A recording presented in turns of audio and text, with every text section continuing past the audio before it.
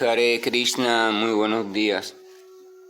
Nama Om Vishnupadaya Krishna Prestaya Bhutale Srimate Bhaktivedanta Swaminiti Namine Namaste Saraswate Deve Gauravani Prasarine Nirvisesa Sumnyavadi Pashatya Deshatarine Shayatri Krishna Chaitanya Prabhu Nityananda Sri Advaita Gadafnara Kesrivasadi Gaura Bhaktavrinda Hare Krishna, Krishna Krishna, Hare Hare, Hare Rama, Rama Rama, Hare Hare.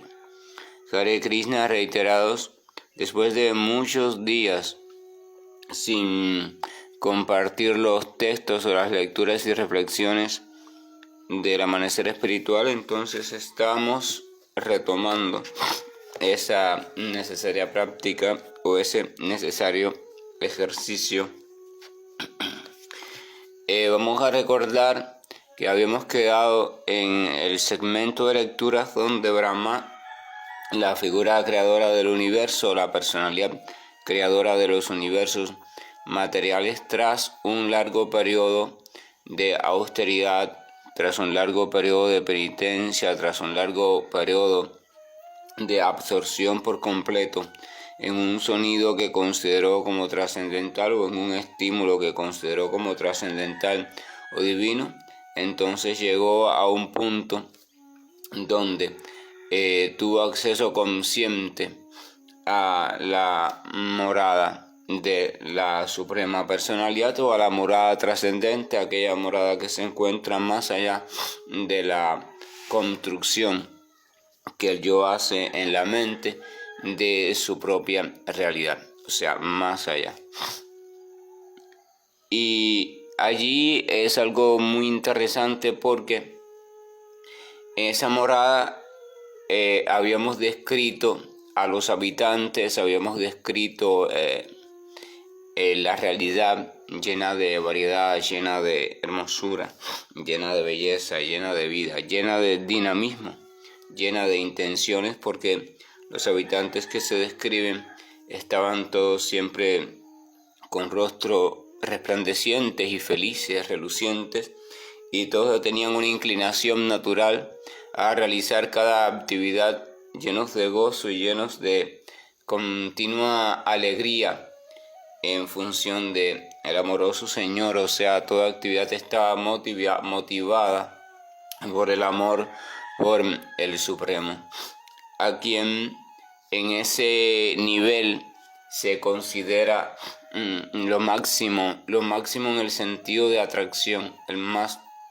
atractivo, aunque todavía también en ese nivel se describe como ese vínculo en una mezcla de respeto y atracción. O sea, es el más atractivo en todo sentido, pero al mismo tiempo se comprende que es la autoridad máxima. Entonces hay un cierto distanciamiento, hay una cierta reserva inviolable. O sea, es la mezcla, ¿verdad?, entre atracción y respeto. Es esa postura o posición del siervo, el siervo frente a su Señor. Uno de los estadios en el progreso de toda la gama de estadios que se experimenta hacia el despertar del amor puro por Dios en todo el esplendor de su colorido. En ese punto hay algo también interesante y significativo. Hay una morada, hay un dinamismo en esa morada. ¿Por qué? Porque, por ejemplo, anteriormente, cuando vemos el sendero de la meditación mística, donde se recomienda centrar la atención, una vez controlado todo, centrar la atención en la figura o en la presencia de Paramatma o del alma suprema, en el corazón o centro o esencia de la propia entidad viviente, y se da una imagen o un modelo referencial de Vishnu, allí el Señor como Vishnu, el Señor como Narayana, y se describe, bueno, con tal figura, etcétera, etcétera, y se les recomienda al yogi meditar en ello, vemos que el yogi medita en ellos, se absorbe en ellos, pero no hay una relación. No hay posibilidad de relación, no hay posibilidad tampoco de Vishnu en un contexto determinado. Es simplemente la figura de Vishnu. Sin embargo, acá vemos un nivel diferente. Vemos a la figura de Narayana o Vishnu ubicada en un contexto donde hay toda una población, por llamarla así, que está viviendo en función de esa figura y en función de la relación de afecto que experimenta hacia esa representación o hacia esa personalidad. Vemos que se va, también por decirlo así, se va complejizando, se va enriqueciendo la experiencia, o sea, la experiencia va crecientemente o la toma de conciencia va aumentando en variedad. Lo mismo sucede en el plano de conciencia material. Una criatura nace, por ejemplo la criatura humana, el niño nace y su relación consciente, sus estímulos u objetos de relación consciente o con los cuales va a ir estableciendo relación consciente, va variando y va aumentando, se va expandiendo, o sea, la realidad del niño va siendo cada vez más rica conscientemente, cada vez más rica. El niño va tomando conciencia de cada vez más elementos hasta que conforma una realidad lo más completa posible. Lo mismo sucede allí, lo que la diferencia está en el nivel de conciencia. Es un nivel de conciencia que trasciende lo construido por el ego falso. Es un nivel de conciencia donde se accede a lo que ya está y donde se accede desde el amor puro.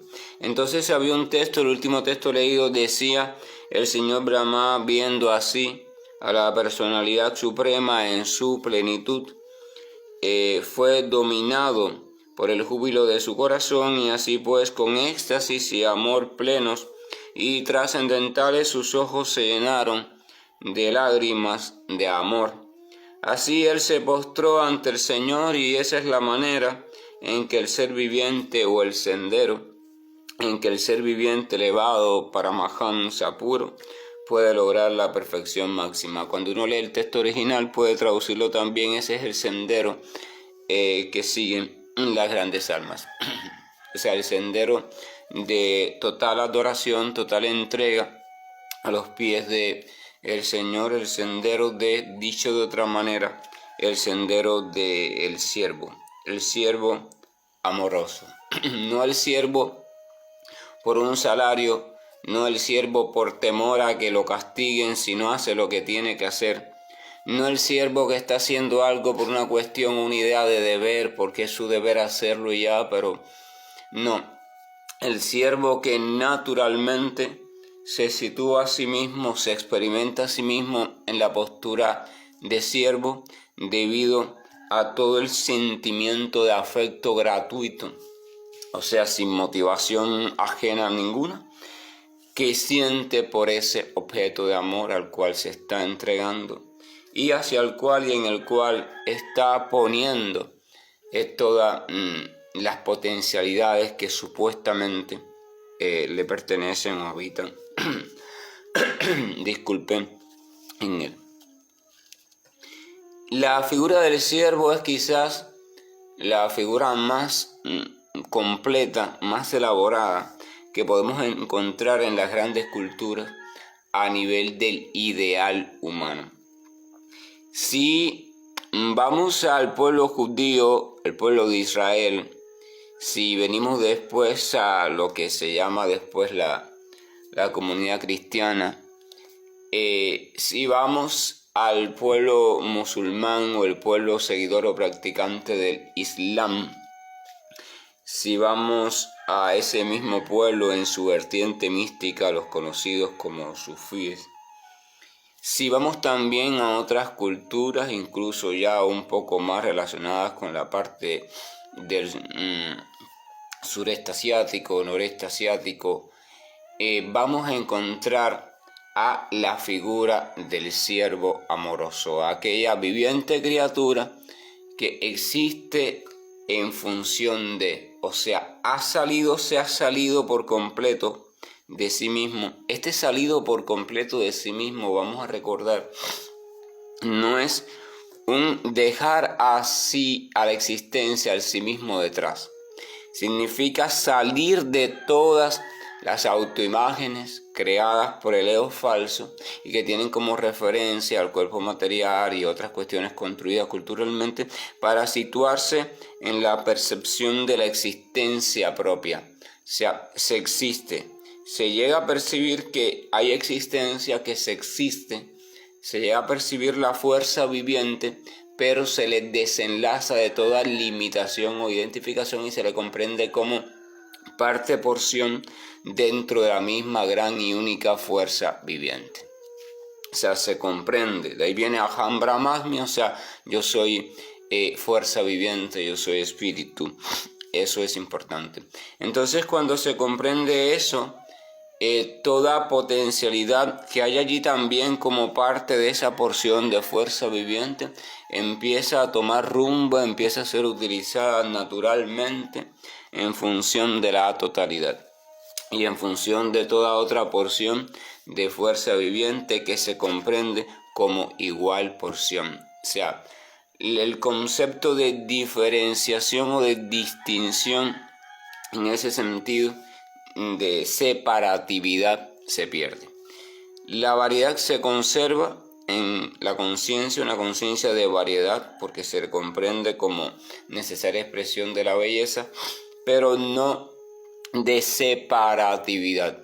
Variedad es plena, pero no hay separatividad. Se considera allí la conciencia, el ser consciente, considera todo y comprende que todo es en alguna medida expresión de la misma cosa. Este en alguna medida significa más desvirtuado o menos desvirtuado, más alejado o menos cercano, pero es expresión de la misma cuestión. Y entonces en la medida que se va quitando los diferentes conceptos que sirven de velo o de estorbo a la visión pura de la viviente criatura, entonces en esa medida va entendiendo el concepto de unicidad y el concepto al mismo tiempo de variedad. Y allí primero queda cubierto por la impresión de asombro ante la gran totalidad se asombra.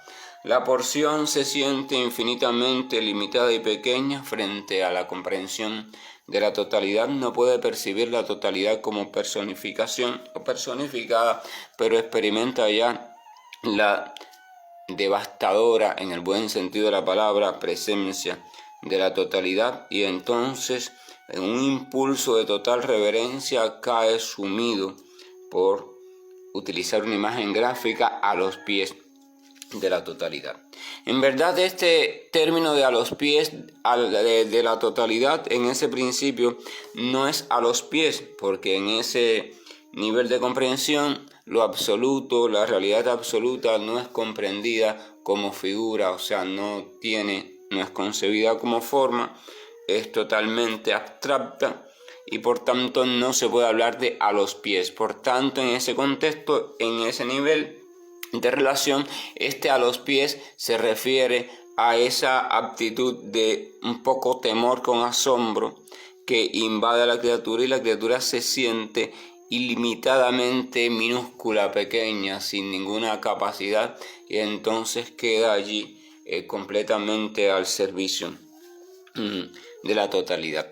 Al servicio tampoco es todavía una realización completa de servicio, porque todavía no hay concretamente a quien servir.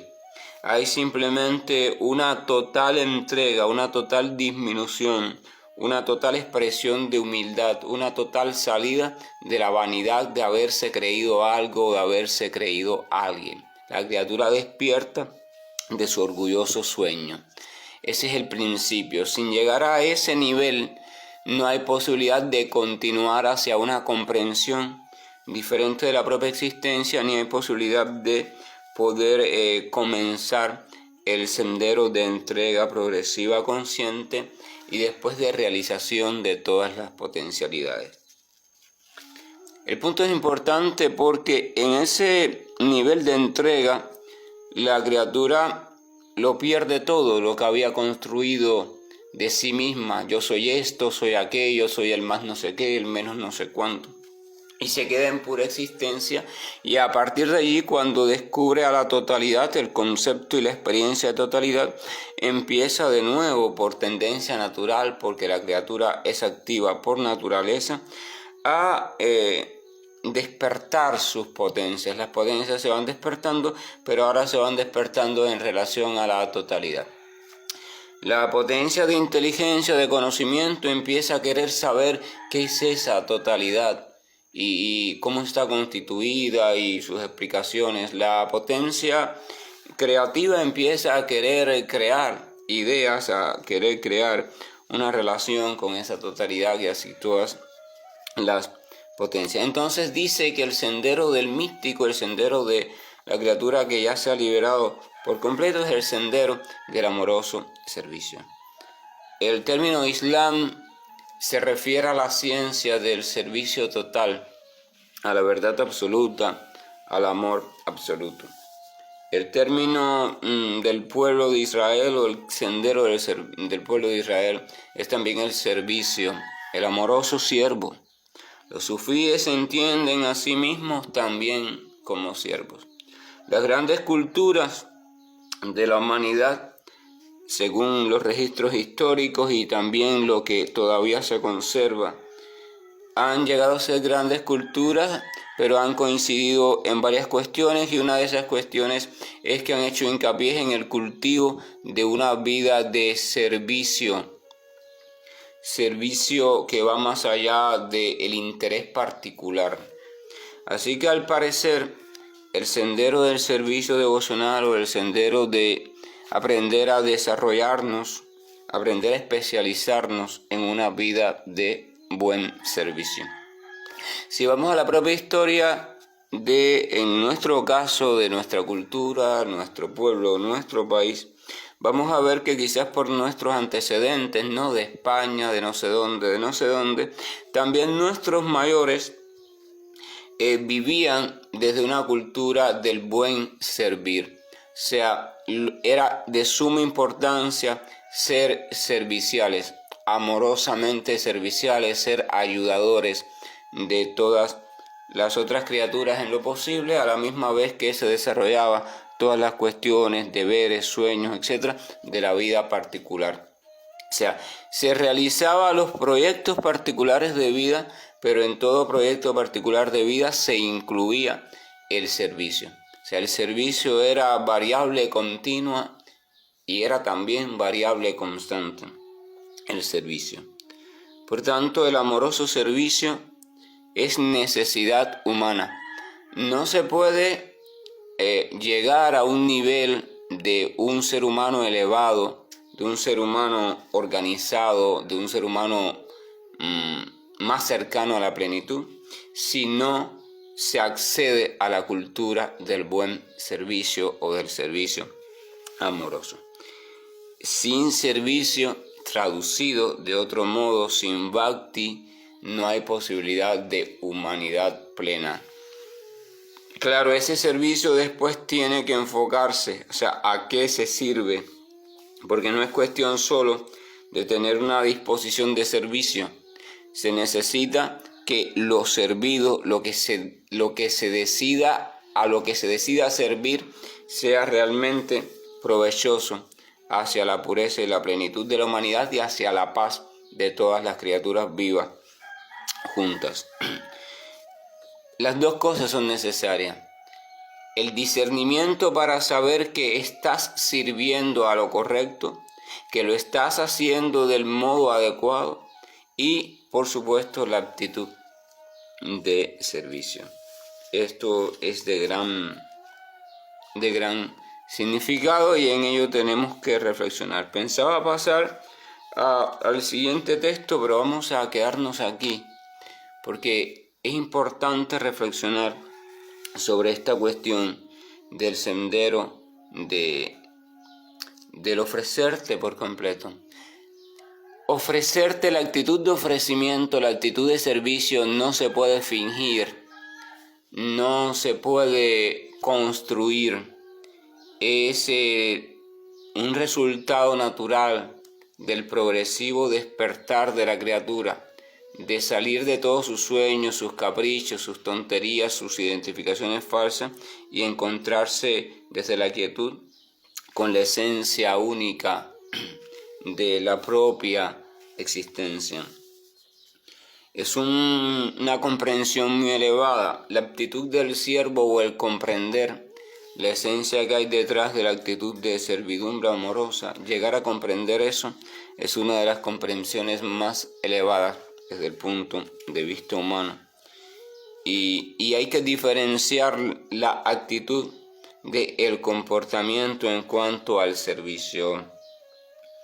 Muchas culturas o personas podrían decir: bueno, yo practico el servicio, yo siempre estoy sirviendo, yo esto y aquello, pero habría también que examinar de dónde procede esa conducta de servicio, ¿verdad?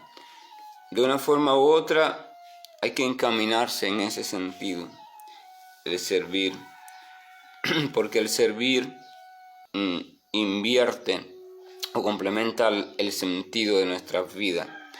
La vida no solo se queda en el servirte a ti mismo, en el buscar tu propio beneficio, sino que se complementa y se compensa en buscar el beneficio propio a través también y a la par también que contribuyes y buscas el beneficio de todo el tejido de entidades vivientes al cual llamamos la sociedad, el grupo, etcétera, etcétera. Que la gracia, el amor, alabada sea por siempre la bondad y misericordia de Dios, y nos acompañe en la comprensión necesaria de este maravilloso sendero, el sendero de llegar a sentir esa actitud, ese impulso de entrega ante lo vasto de la experiencia, que es sentir la real presencia de la totalidad. Hay quien dice: sí, lo absoluto existe, la totalidad existe, Dios existe, pero no siente el más mínimo asombro. No tiene en su corazón, no está asombrado continuamente por esa existencia, así que esa existencia significa existe en esa persona a un nivel teórico. No la ha experimentado. Y por tanto, como es a nivel teórico y no le hace tampoco mucho hincapié, su vida no se transforma. Es necesario no solo decir sí, lo absoluto existe, sino, bueno, sí, si dicen que existe, si hay referencias de que existe y yo creo en esas referencias, entonces debo confirmarlas. Debo ir a la búsqueda de esa existencia, debo verificarla, y la verificación del absoluto necesita de un trabajo intenso en nuestro corazón. Hare Krishna, buen día, estoy finalizando la grabación. Krishna Krishna Krishna Shri Krishna Govind Hare Murari Janat Narayan Vasudeva Shri Krishna Govind